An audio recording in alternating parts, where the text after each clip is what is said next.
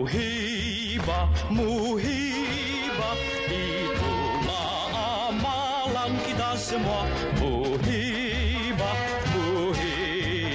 sejak sedari zaman purbakala, tunaikanlah ikrar. Satu nusa, satu bangsa merdeka, satu logat dan satu suara dalam Malaysia Jaya. Junjung tinggi cita-cita bangsa, hormatilah perlembagaannya. Marilah kita berganding tangan, hapuskanlah jurang perbezaan. Muhibah, gemar bersatu padu satu bangsa. Negara akan makmur bahagia dalam Malaysia Jaya. Sawadee SEA Games 2025. Semangatnya sudah terasa. Nantikannya hanya di RTM. Penyiar rasmi.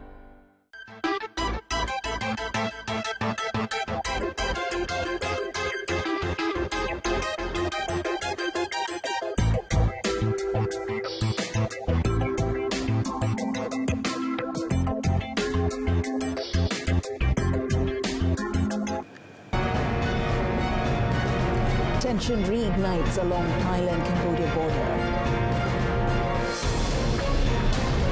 Protective shield of Chernobyl nuclear plant failing.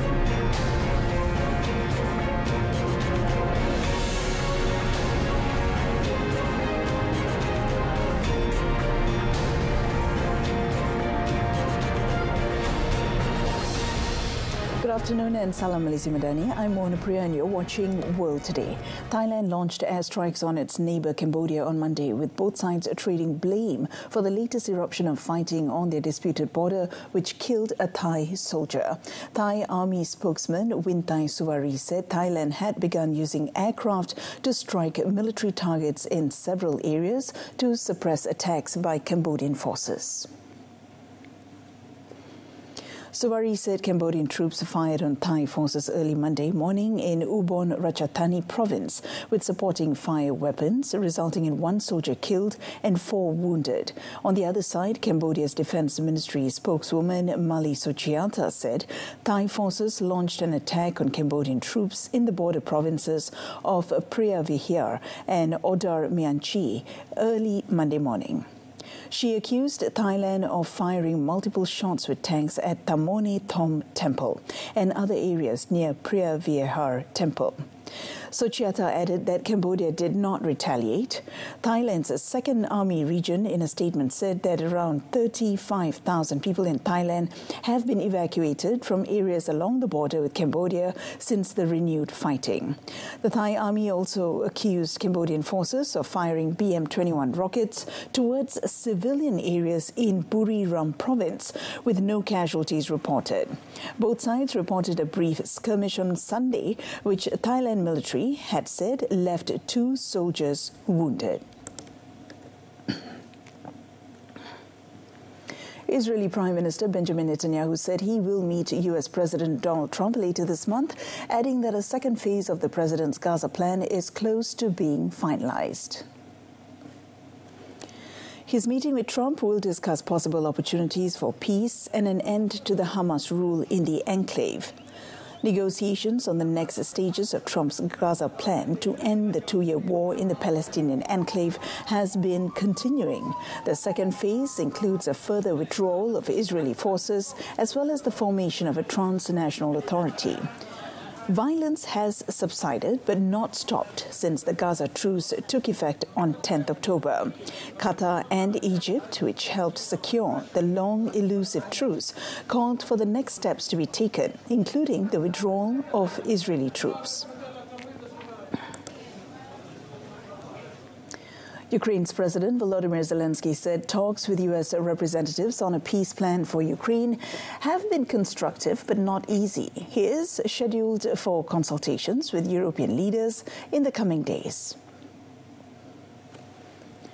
Zelensky held a call on Saturday with U.S. President Donald Trump's special envoy Steve Witkoff and Trump's son-in-law, and is expected to meet French President Emmanuel Macron as well as the British and German leaders on Monday in London. Ми говорили зі Стівеном Віткофом та Джаредом Кушнером. Я дякую за готовність працювати разом 24/7. Американські представники знають базові українські позиції. Це була розмова конструктивна, хоч і непроста. Meanwhile, Trump on Sunday said he felt a little bit disappointed with Zelensky for not engaging with a plan to end the war with Russia.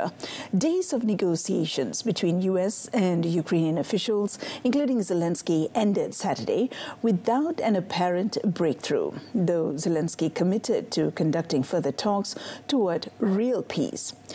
The U.S. plan has been through several drafts since it first emerged last month, and criticism it was too soft on Russia, which invaded Ukraine in February 2022.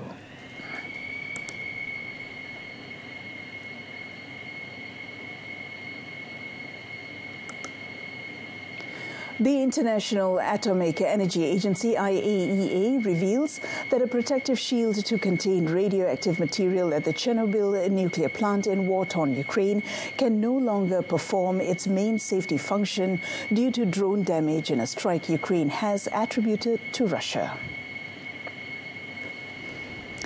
The agency said an inspection last week of the steel confinement structure completed in 2019 found the drone impact in February, 3 years into Russia's conflict in Ukraine, had degraded the structure and has recommended major renovations to be done to the hangar.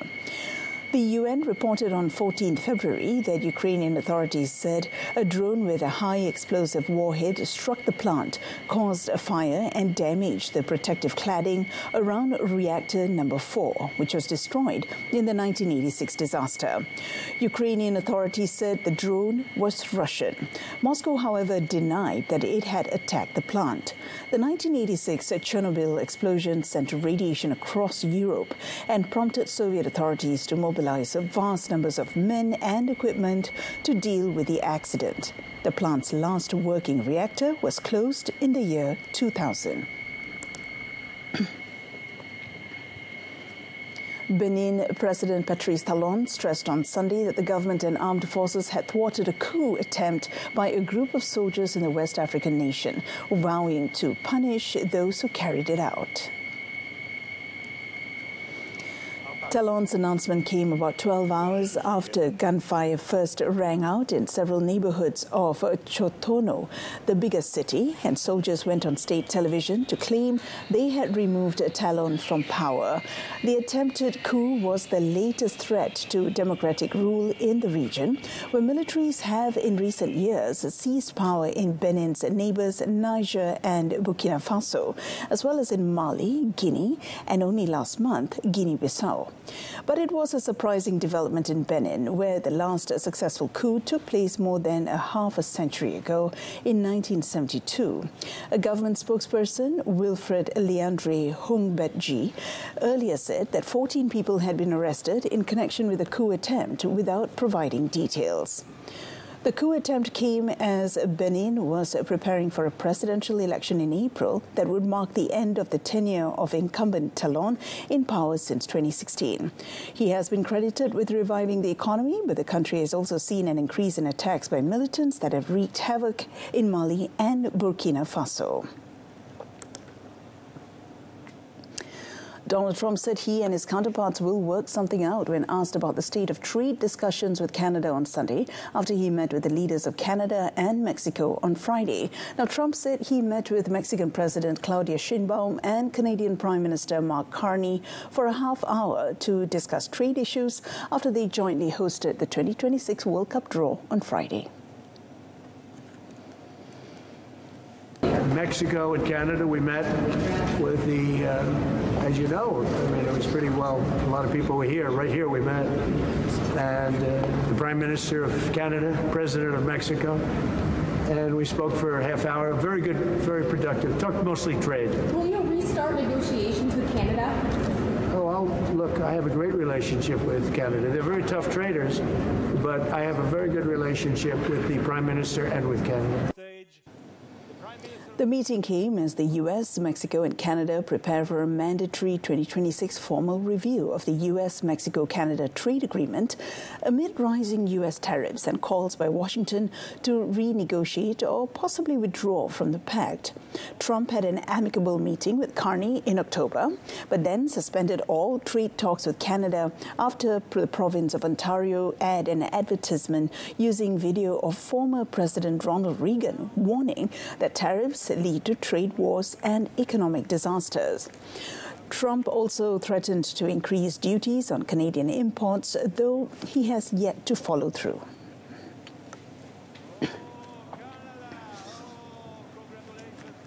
Germany's Foreign Minister Johann Wadephul plans to address critical issues including rare earths and steel in a China visit. He highlighted the challenges facing Berlin as it seeks to navigate relations with a country that is both its largest trading partner and a key strategic rival. Johann Wadephul is scheduled to travel to China for his first visit on Monday at a time when trade tensions between Brussels and Beijing are intensifying.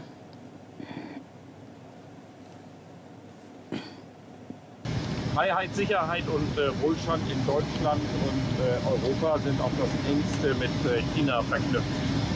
Gerade in Zeiten wachsender Spannungen und geopolitischer Umwälzungen müssen wir immer wieder ausloten, wie wir auch gemeinsam mit China zu Lösungen für drängende Herausforderungen kommen können. Auch wenn unsere Perspektiven teilweise sehr unterschiedlich sind und wir natürlich lange nicht in allen Fragen einig sind, es gilt, der direkte Draht zu China ist unersetzlich.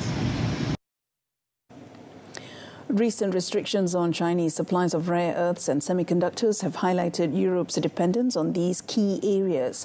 It also showed the fact that the continent had so far failed to localize supply of strategic components. Meanwhile, a surge of low-cost steel imports from Asia has hit Europe's steel industry, just as it is trying to decarbonize. In response, Brussels has introduced quotas aimed at protecting steelmakers who are already under pressure.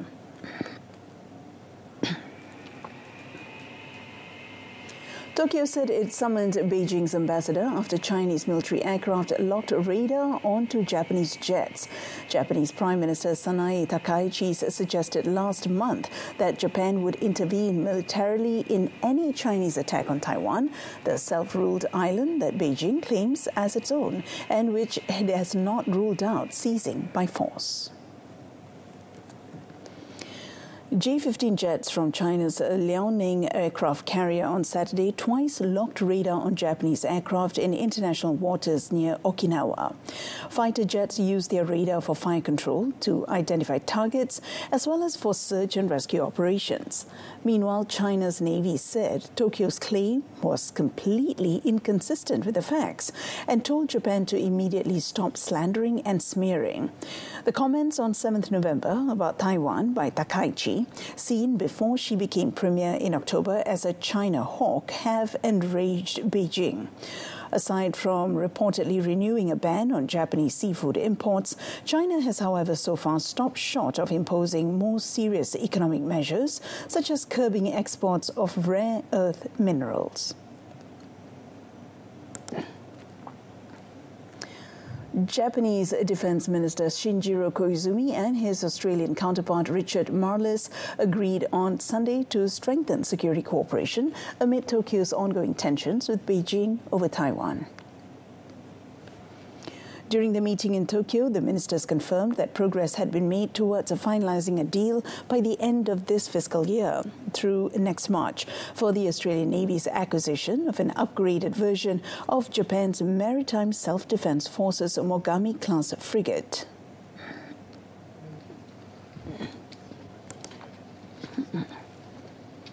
Simply say that we do not want to see any change to the status quo across the Taiwan Straits. In general terms, Minister Koizumi and I spoke about the way in which Australia and Japan can work together to assert the rules-based order and provide for the peace and stability of the Indo-Pacific. Meanwhile, on Chinese military aircraft allegedly locking radar onto Japanese fighter jets on Saturday, Koizumi said Japan would respond firmly and calmly to the incident to ensure regional peace and stability.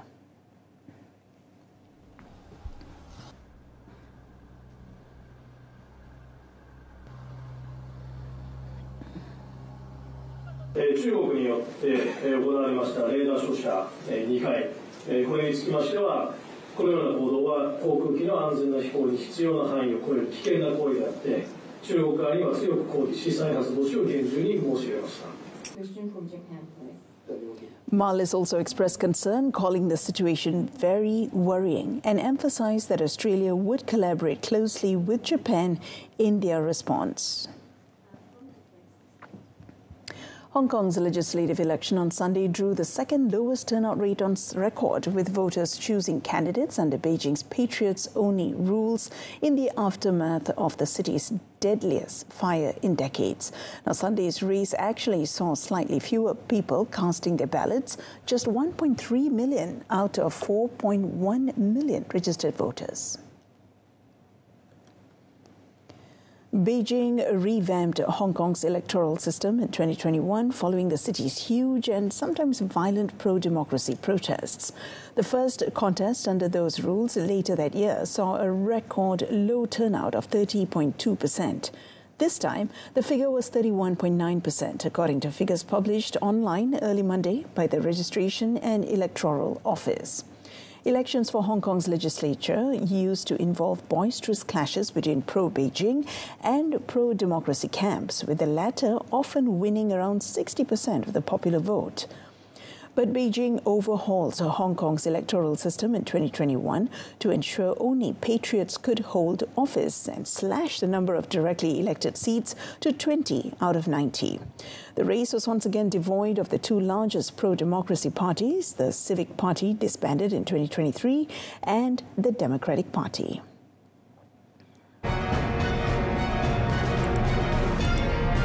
Up next, 114 unidentified bodies exhumed in Bangladesh. Stay tuned.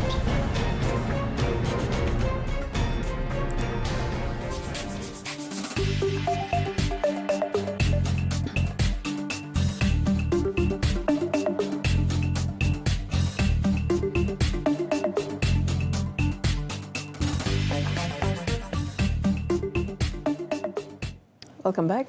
Bangladeshi police on Sunday began exhuming a mass grave believed to contain the remains of about 114 unidentified people killed during the mass uprising that overthrew former Prime Minister Sheikh Hasina last year. The bodies were buried at the Raya Bazaar graveyard in Dhaka by the volunteer group Anjuman Mufidul Islam. The group said it handled 80 unclaimed bodies in July and another 34 in August 2024, and all people reported to have been killed during weeks of deadly protests. The United Nations says up to 1,400 people were killed in crackdowns as Hasina attempted to cling to power. Criminal Investigation Department said investigators believe the mass grave held roughly 114 bodies, but the exact number would only be known once exhumations were complete. Hasina, convicted in absentia last month and sentenced to death, remains in self-imposed exile in India. Nigerian authorities on Sunday have secured the release of 100 kidnapped school children taken by gunmen from a Catholic school last month. However, the fate of another 165 students and staff thought to remain in captivity remained unclear. In November, 315 students and staff were kidnapped from St. Mary's Co-Educational Boarding School in north-central Niger State as the country buckled under a wave of mass abductions reminiscent of the infamous 2014 Boko Haram abduction of schoolgirls in Chibok. Some 50 escaped shortly afterward, leaving 265 thought to be in captivity. Local media also reported that the release of 100 children had been secured without offering details on whether it was done through negotiation or military force. Though kidnappings for ransom are common in the country as a way for criminals and armed groups to make quick cash, in a spate of mass abductions in November, hundreds were taken, putting an uncomfortable spotlight on Nigeria's already grim security situation. The country also faces a long-running insurgency in the northeast, while armed bandit gangs conduct kidnappings and loot villages in the northwest, and farmers and herders clash in the country's center over dwindling land and resources. Hit by deadly floods, Indonesians in the region around Aceh Tamiang are grappling with worsening diseases and a lack of medical care. Cyclone-induced floods and landslides last week devastated 3 provinces on Indonesia's Sumatra Island, including Aceh, killing at least 940 people, with an additional 276 people listed as missing. At the only hospital in Aceh Tamiang, medical equipment was covered with mud, syringes were scattered on the floor, and floods swept medicines away. Nur Hayati, a 42-year-old nurse, said the hospital was nearly paralyzed due to a lack of medicine. Workers tried to save ventilators at an intensive care unit for babies, but were unsuccessful as rising flood water covered them. Kalau misalnya rumah sakit ini dibenahi semua, insyaAllah pelan-pelan saya minta bantuan pemerintah, bantuan dari luar agar bisa cepat pulihkan kembali rumah sakit kita ini. Walaupun kita tahu ini bencana yang luar biasa, habislah semuanya. Ruined bridges made it nearly impossible for medical workers to go around Aceh. Around 31 hospitals and 156 smaller health centres across the 3 provinces were impacted by the floods. On Sunday, President Prabowo Subianto visited Aceh, ordering authorities to fix bridges and dams as well as cancel state-backed microloans for farmers. More than 1 million Australian teenagers are set to lose their social media accounts when a world-first ban on the technology begins on 10th December. People aged between 16 to 17 are most at risk of disruption because the accuracy of photo-based age estimation dips for people in that range who are also less likely to have documents such as a driver's license. More than 1 million accounts are set to be deactivated in Australia when the world's first ban on platforms including YouTube, TikTok, Snapchat and Meta's Facebook and Instagram starts on the 10th of December. It's probably going to be, service distortion, service failure for a couple of days or weeks maybe until the platforms figure this out. And we'll see a lot of articles on media and maybe even on social media itself of false positives. And the Australian government said improving the mental well-being of young people was a key reason for the ban, with research showing that the overuse of social media was harming young teens, including causing misinformation, enabling bullying and harmful depictions of body image.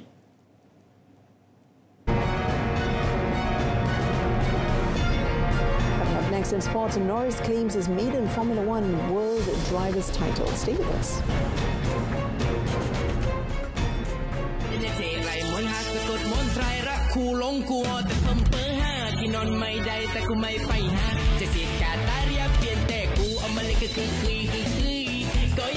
Sukan Sea Thailand 2025. Jangan lupa saksikannya hanya di RTM. Yahoo! Semangatnya sudah terasa. Nantikannya hanya di RTM.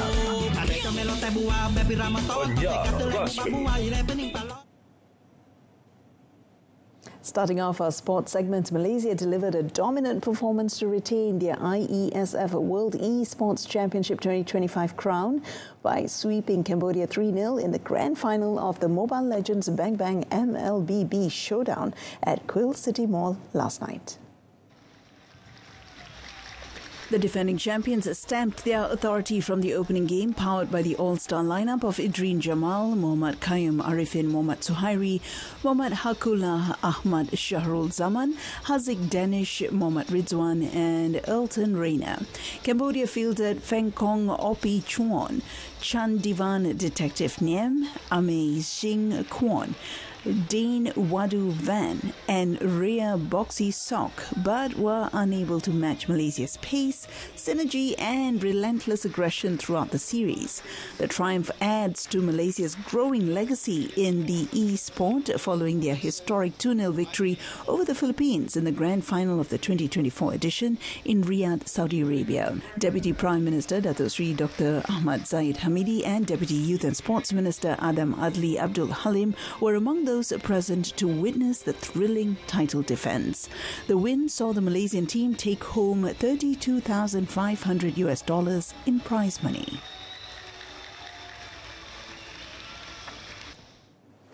Malaysia powered into the semi-finals of the 2025 SEA Games men's team badminton event after beating the Philippines 3-0 in their quarter-final clash at Gymnasium 4, Thammasat University, Rangsit Campus, Pathum Thani in Bangkok yesterday.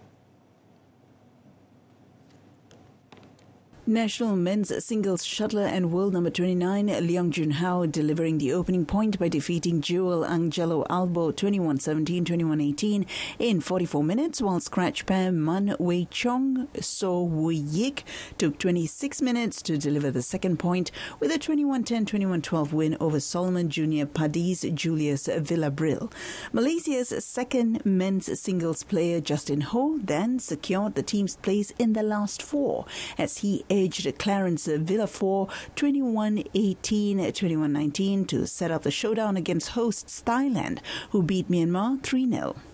National Singles Coaching Director Kenneth Johansson described the team's win as a solid all-round performance and was pleased to see the players execute their roles effectively. National Doubles Coaching Director Rasmi also praised the players but warned that they would need to increase their intensity against Thailand.